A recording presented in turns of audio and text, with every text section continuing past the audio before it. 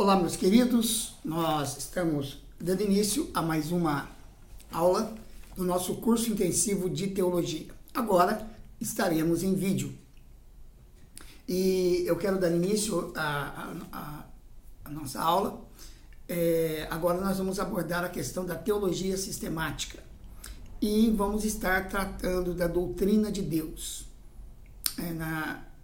E vamos desenvolver esse tema em duas partes. Na primeira parte, nós vamos dedicar 3 aulas à doutrina de Deus, destacando a sua essência e atributos, a sua unidade e trindade, os nomes de Deus e os decretos de Deus.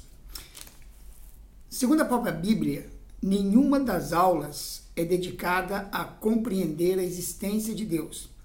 Em Hebreus capítulo 11, versículo 6, a palavra de Deus diz: de fato, sem fé é impossível agradar a Deus, porquanto é necessário que aquele que se aproxima de Deus saiba que ele existe e que se torna galardoador dos que o buscam. Na primeira aula, nós focalizaremos o nosso estudo a natureza de Deus, do ponto de vista de sua existência e de seus atributos. A segunda aula continua o tema da natureza de Deus, explorando as questões da sua unidade e trindade.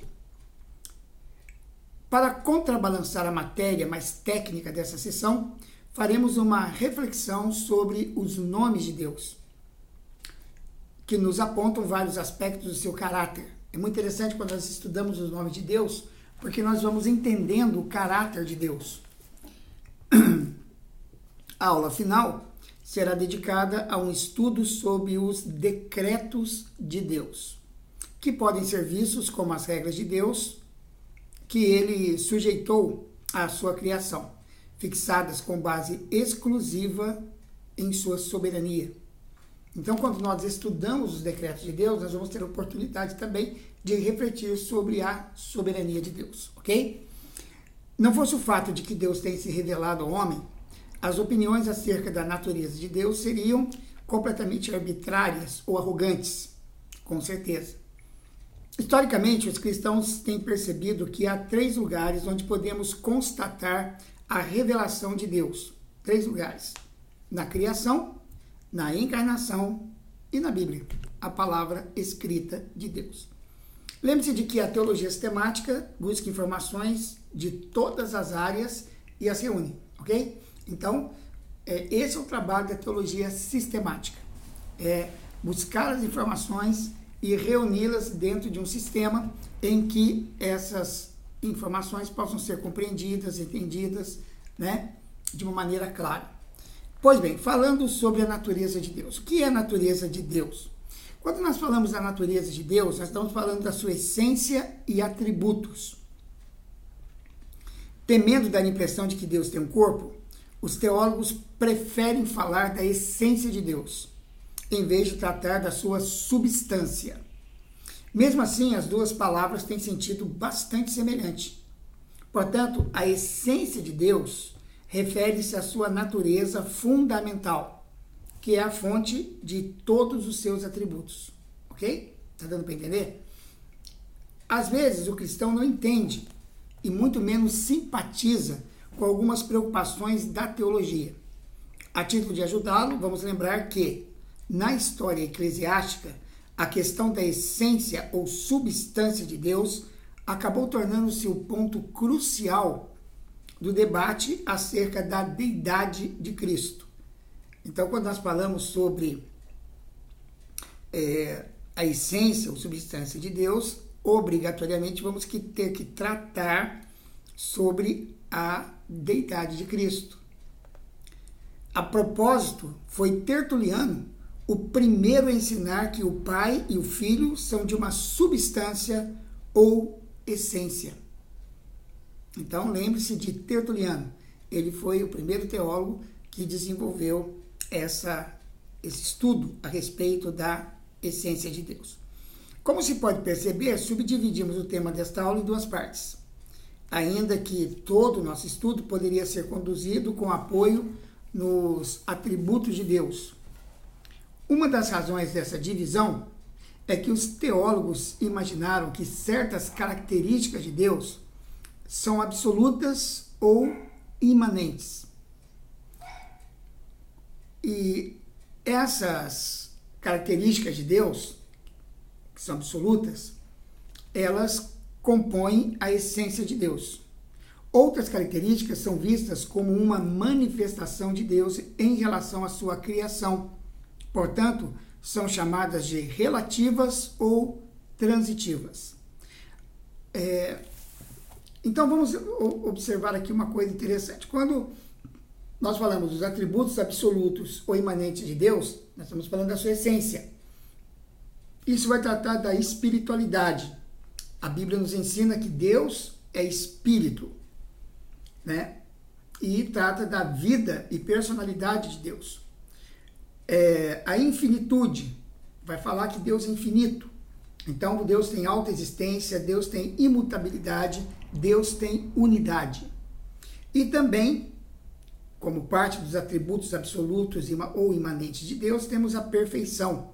Ou seja, Deus é perfeito, né? E nisso nós vamos observar que Ele é verdade, amor e santidade. Agora, outros atributos relativos ou transitivos, que são as manifestações da natureza de Deus, nós temos, esses atributos são relativos a tempo e espaço.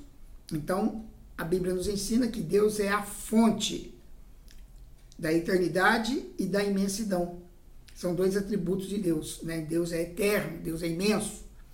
Relativos à criação, Deus é o apoio. Aqui entra a questão da onipresença, onisciência e onipotência de Deus.